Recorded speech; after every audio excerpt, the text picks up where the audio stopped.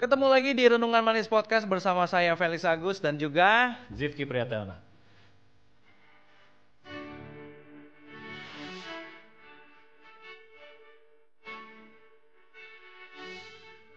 Yes, dan masih kita bahas tentang panggilan. Dan sebelumnya izinkan saya baca satu ayat Alkitab ini di Roma 8:29. Sebab semua orang yang dipilihnya dari semula ditentukannya dari semula untuk menjadi serupa dengan gambaran anaknya, supaya ia, yaitu Yesus itu sendiri, anaknya itu menjadi yang sulung di antara banyak saudara. Kalau Bapak Ibu Saudara, teman-teman semua yang ngikutin podcast sebelum-sebelumnya, kita menggambarkan bahwa dalam keserupaan Kristus lah jadi pembentukan hari demi hari dalam perjalanannya kehidupan kita. Dan itu semua gak gampang dijalaninnya kan Mas? Gak gampang jalaninnya, ada proses yang tadi dibilang adalah tentang penyangkalan diri dan akhirnya memikul salib. Nah, bagaimana menyikapi hari demi hari itu sendiri ya Mas? Tadi kalau ngomongin tentang penyangkalan diri tadi udah ngomongin, udah kosong nih Tuhan semuanya. Pikul salibnya, apakah itu berupa tantangan, berupa ujian, seperti apa kurang lebihnya Mas kira-kira? Yes, pikul salib itu sebetulnya kepada mentalitas. Yang siap apa? Siap terima beban. Oh, mentalitas siap terima beban. Siap berkorban. Siap untuk diproses. Oke. Disempurnakan. Oke. Tadi tujuannya adalah makin hari makin serupa Kristus. Makin hari makin melakukan apa yang Tuhan mau. Seperti siapa? Seperti Kristus. Dan dalam perjalanannya itu kan Mas, banyak orang kan kalau ngomongin goals gitu ya, pengennya sampai di sini, tapi mereka lupa merayakan hari demi hari yang memang post demi post ya kan ada ya Mas? Bukan ngomong lakuin kehendak Bapa terus semuanya 100% akhirnya aku bisa sampai akhir ngelakuinnya.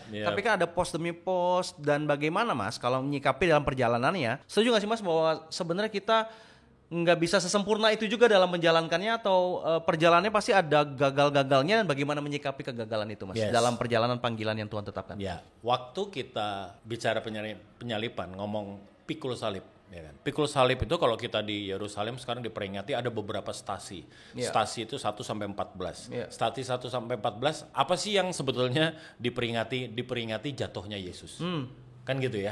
Ya kan? Nah, dalam pikul salib perjalanan itu nggak kemudian mulus. Kadang-kadang kita ada yang namanya gagal. Mari hari ini kita merayakan kegagalan kita, ya kan? Supaya kita nggak depresi, supaya kita seperti Kristus waktu kita jatuh kita bangun lagi. Jatuh bangun lagi, jalan lagi. Tetap pikul, tetap ada di dalam panggilan itu. Tetap diproses. Gagal bukan menyerah Mas. Gagal itu sebuah hal yang biasa. Coba kita belajar deh, mana sih ada orang yang gak pernah gagal. Ya kan? Alkitab itu ngajarin kita banyak tokoh-tokoh gagal. Dan itu diceritain. Gamblang diceritain. Bukan diceritain. Suksesnya doang. Iya gitu loh. Bukan kemudian diumpet-umpetin kegagalannya. Supaya kita juga, acceptance kita terhadap diri kita ini menjadi tinggi. Bahwa kita ini gagal, oh iya. Gagal itu bukan persoalan, persoalannya adalah bangkit lagi atau enggak. Oke Mas, tunggu Mas. Berarti gagal bukan persoalan, tapi persoalan adalah kita mau bangkit atau tidak. Nah, gagalan itu. Bahkan banyak orang yang gagal terus akhirnya berhenti. Tenggelam. Tenggelam dalam kegagalan itu. Ayo, tadi yang Felix bilang, rayakan hari demi hari itu. Iya kan, rayakan. Nggak apa-apa, gagal bangkit lagi. Gagal ulang lagi. Kayak seperti siapa? Seperti yang paling gagal, cerita paling gagal siapa? Anak bungsu. Dia datang kepada bapaknya. Ya kan? Apa yang bapaknya lakukan? Nih, kalau Anda gagal, saya kasih tahu ya, datang kepada bapamu. Jangan takut pulang. Bangkit, bilang sama Tuhan, akui kegagalan itu. Tuhan akan merestore kita dengan 3 hal. Si anak bungsu dikasih apa? Yang pertama, dia dikasih jubah. Artinya apa? Yang tadinya nggak mulia, yang tadinya hina karena kejatuhan itu dikembalikan kemuliaannya. Udah, status kamu aku kembalikan. Status kamu kembali kepada titik nol lagi. Iya kan? Itu satu. Yang kedua, apa yang dikasih? Cincin. Apa cincin? Cincin itu kalau untuk bangsawan itu otoritas, cap. Bikin perjanjian pakai cincin, cap. Bikin dekret pakai cincin, raja, cap. Ini otoritas. Artinya apa? Otoritas kita nggak dikurangin. Penyertaan Tuhan, perkenanan Tuhan, gitu. Otoritas Tuhan atas otoritas Tuhan yang Tuhan kasih sama kita itu tetap dikembalikan, restore. Yang ketiga apa? Kasut dikasih. Maksudnya apa? Masa depan. Maybe there is a best things yang you miss Iya. Ya, tapi ingat, kalau engkau gagal datang sama Tuhan, still there is a second best, third best, fourth best buat Anda. Iya. Karena Tuhan akan selalu memberi kita kesempatan. Iya. Kenapa? Karena ada darah Yesus. Oke. Gitu. Sehingga 1 Yohanes 1 ayat 9. Kalau kamu mengaku dosa, Tuhan lakukan 2, bukan hanya mengampuni, tetapi juga menyucikan. Nah, ini nggak ada nih toko sebelah. Iya, nggak gitu ada. ya, nggak ada. Cuman ada di sini. Ya kan? Cuman ada di sini. Yang apa? Kalau mengampuni semua ada. Oke. Ya kan? Tapi menyucikan nggak ada. Karena perlu darah Kristus. That's it. Perlu darah. Iya. Perlu ada bayar. Iya. Kalau kita bayarannya udah lunas. Iya. Dulu, sekarang, sampai selamanya. Lama-lamanya. Jadi gagal. It doesn't matter. Come on, kita bangkit lagi. Kita melihat kacamatanya adalah Injil itu sendiri yang jadi kekuatan saat kita jatuh dalam kegagalan. Iya sih, karena perjalanan panjang dan kita dengan sadari akan kelemahan kita sebagai manusia, tapi bukan berarti menyerah sama kelemahannya, tapi bersandar sama kekuatan Tuhan itu sendiri yang memampukan kita untuk memikul salib yang Tuhan percayakan. Intinya berpikirlah sederhana. Lakukan yang bisa kau lakukan. Setelah itu serahkan kepada Tuhan. Jangan result oriented, tetapi proses oriented. Karena Tuhan kita Tuhan yang suka sama proses kan, Mas? Kalau enggak juga ngapain Yesus datang juga kan? Karena arti membuktikan bahwa Yesus itu ngikutin proses semuanya, Mas. Makanya waktu keluar dari Mesir nggak langsung ke tanah perjanjian. Makanya kita nggak langsung kita ada di sorga. Proses dulu dalam dunia. Kalau kita ingat podcast yang sebelumnya, bahwa dunia ini judulnya apa? Bejana pemurnian. Iya kan, gelanggang pertandingan, medan pertempuran. Nah, itu kacamata besarnya proses ya, Mas. Yes.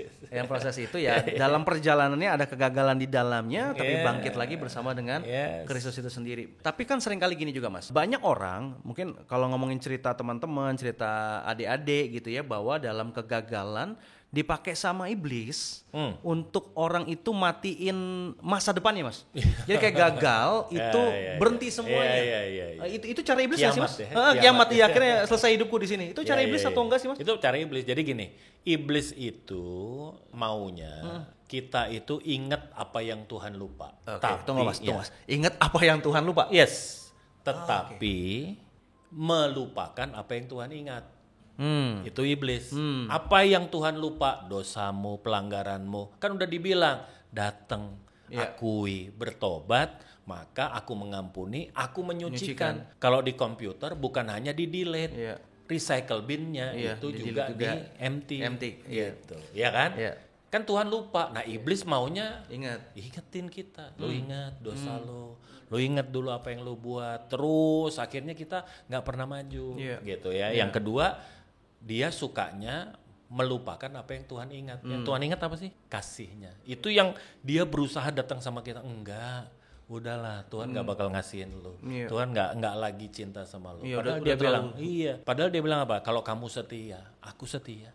Kamu nggak setia, aku adalah Allah yang setia. Kenapa? Karena aku nggak bisa menyangkal diriku. Nggak bisa mengingkari dirinya Nggak sendiri. Nggak bisa bahwa dirinya itu adalah kasih. Ada satu di wisuda Harvard kalau nggak salah, bagus sekali seorang pidato ya, Mas? Iya, pidato dari salah satu wisudawan, dan wisudawan ini yang nulis Purpose Driven Life. Dia bilang, ada orang bilang sama dia, aduh aku kayaknya kurang mencintai Tuhan, gitu. Dan dia bilang, enggak, bukan kamu kurang mencintai Tuhan. Yang jadi persoalan itu sebetulnya kamu tidak sadar betapa Tuhan sangat mencintai kamu. Gitu. Kalau kamu tahu Tuhan sangat mencintai kamu, maka kamu nggak akan pernah ada di dalam kekecewaan. Kamu nggak pernah nggak mencintai Dia. Seberapapun besarnya usaha kamu untuk membuat Tuhan itu nggak cinta lagi sama kamu, saya mau pastikan kamu pasti gagal. Iya, keren banget. Itu hal yang bagus. Iya.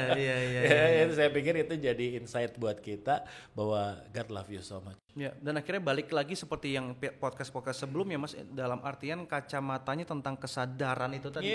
Dan hari ini berbicara tentang dalam kegagalan, iblis pakai itu, tapi ingat bahwa kita harus sadar bahwa kita punya Tuhan yang sayang, terus kasih kesempatan kita untuk terus hidupi panggilan. Yes, kalau kita itu sadar bahwa kita ada di dalam panggilan. Kita sedang bertugas melakukan tugasnya Tuhan. Ingat loh, yang pertama kita akan terima yang namanya apa? Tuntunan. Yes. Yang kedua, kita akan terima yang namanya pembelaan. Yang ketiga, kita pasti akan terima yang namanya apa? Perlindungan. Makanya Yusuf sebagai orang yang ngerti banget, gitu. Waktu sesuatu terjadi dalam hidupnya, dia bilang sama kakak-kakaknya, bener kak, kamu memang sudah mereka-reka yang jahat, lu bikin susah gue, iya. Tapi Tuhan mereka-rekakan kejahatan itu. Itulah Tuhan. Gitu, ya kan? Pembelaan, perlindungan. Iya, dan yang keempat itu paling indah, apa? Penyediaan. Saya tugas dulu waktu masih terbang, gitu, untuk perusahaan saya dulu, ya kan. Waktu saya tugas terbang, ya mulai saya tugas terbang, makan, minum, kesehatan, perlindungan, semua tinggal. transport, tempat tinggal, semua di-provide. Jadi tanggung jawabnya siapa? Tanggung jawabnya si company. Gitu. Karena penugasan, Mas. Karena penugasan. Yang penting waktu saya berjalan, apa yang harus saya lakukan? Pastikan saya melakukan apa yang diutuskan. Kan sama sebetulnya sama kita ya. Iya. Benar. Iya kan? Benar. Sama dong. Gitu. Saya ini sadar, saya sekarang sedang diutus. Makanya waktu kalau saya ditanya kerja di mana, saya kerja di perusahaan global, in the global enterprise, gitu. Yang berkaitan, yang bisnisnya adalah merubah behavior, memperkenalkan orang sama Tuhan. Gitu. Oh ya ada. Namanya global enterprise itu heaven. Saya ini petugas-petugas sorga. Ya, kita ya Mas. Berarti kita petugas sorga. Apapun yang kita kerjakan, profesi kita boleh beda-beda, gitu. Tetapi tujuannya adalah kita melakukan apa yang diutus. Bagaimana kalau orang menjalani profesi yang salah berarti Mas? Sekarang kalau ngomongin tadi kegagalan, mungkin menjalankan panggilannya, profesi udah benar nih Mas. Terus di tengah-tengah ada kegagalan di dalamnya. Oke, kita bangkit bahwa Tuhan kasih kesempatan yang kedua dan seperti tadi yang kita bicarakan bahwa kasih Tuhan selalu ada. Nah, bagaimana dengan orang yang menghidupi profesinya yang salah, yang bukan harusnya dia kerjain? Apa itu jadi sebuah kegagalan juga nggak Mas? Iya, pasti. Gitu. Yohanes 10 ayat 10 bilang gini, pencuri, iblis itu datang 3 hal. Mencuri, membunuh, membinasakan. Ada timbul pertanyaan, emang bisa iblis membinasakan? Nggak bisa. Nggak bisa iblis membinasakan. Nggak bisa. Tetapi mengarahkan orang menuju kebinasaan bisa. Kapan kita binasa? Kalau kita seperti Matius 7:21. Bukan setiap orang yang berseru Tuhan masuk dalam kerajaan sorga, melainkan mereka yang melakukan kehendak Bapakku yang di sorga. Ayat 22, bahkan pelayan-pelayan, kan aku berbuat demi namamu, buat mujizat demi namamu, ya kan? Pada akhirnya tetap ditolak. Itulah orang-orang yang akhirnya menuju kepada kebinasaan. Kan gitu ya? Iya gitu. Jadi dia nggak bisa membinasakan kita, tapi nuntun kita untuk menuju kepada kebinasaan. Apa? Gimana caranya? Tidak berguna bagi Tuhan dan bagi sesama. Berarti bisa aja menjalani profesi tanpa menghidupi panggilan. Aja itu ya Mas konteksnya. Iya. Gitu. Kenapa dia jalanin profesi itu? Duitnya gede, Pak. Dan itu bagian iblis mencuri kan? Dia itu curi. Nah, waktu kita ngomong soal membinasakan, gimana orang itu digeser dari panggilan Tuhan menjadi panggilannya dia sendiri. Iya kan? Dan akhirnya dia binasa, ada 2 step. 2 step prekursornya seperti tadi. Biasa iblis kan suka niru. Yang pertama dia curi. Apa yang dia curi? Yang dia curi itu perhatian kita, prioritas kita, dan hati kita. Gimana caranya nyuri? Caranya nyuri bukan pakai dirinya. Karena dirinya nggak menarik buat kita. Pakai yang ada di tangannya. Apa? Harta dunia. Itu kan pernah tawarin sama Yesus. Itu semua sudah di Lukas 4 ayat ke-5 ke-6. Itu semua sudah kuasanya ada di aku. Dan aku akan berikan kepada siapa yang aku kehendaki. Gitu. Maka dari situ, hari ini banyak orang kecuri. Kenapa salah profesi? Karena kecuri sama duit. Ke-distract sama duit. Ke-distract sama kenikmatan. Perhatiannya kecuri ke sana. Kecuri. Udah. Nah kalau udah begitu, akhirnya apa? Rohnya mati. Dibunuh itu tadi Mas. Dia. Rohnya mati, sorga gak perlu, ibadah gak perlu, firman gak butuh. Tapi cari duit. Sebanyak-banyaknya. Akhirnya apa? Nggak melakukan kehendak Tuhan. Binasa. Artinya memang diawali bahwa kita sadar bahwa ya ini kan bisa dibilang pola kerjanya iblis dimanapun kan Mas? Oh ya. Tiga itu kan terus kan. Iya. Kalau kita nggak sadar, justru malah firman Tuhan baik banget buat kita kasih tahu cara kerja musuh kita nih. Kalau kita terjebak di situ. Nah berarti kan dalam artian balik lagi. Setuju nggak sih Mas kalau itu permasalahannya adalah tentang sikap hati Mas? Yes. Makanya renungan manis keren banget di podcast perdana ngomong soal panggilan. Karena ini yang penting. Siapapun Anda, apapun yang Anda miliki, jadi apapun Anda, kalau engkau tidak menjalankan panggilanmu, maka hidupmu sia-sia. Kenapa? Karena ujungnya adalah kebinasaan. Kebinasaan. Kita tutup podcast kita, udah kurang lebih ada 3 episode mengenai panggilan. Berharap ini jadi berkat buat kita semua. Lakukanlah dalam kehidupan kita, dalam kegunaannya akan kerajaan Allah itu sendiri, sehingga hidup kita bisa terus mempermuliakan nama Tuhan, dan itu artinya kita hidup dalam panggilan Tuhan. Tuhan Yesus memberkati. God bless you.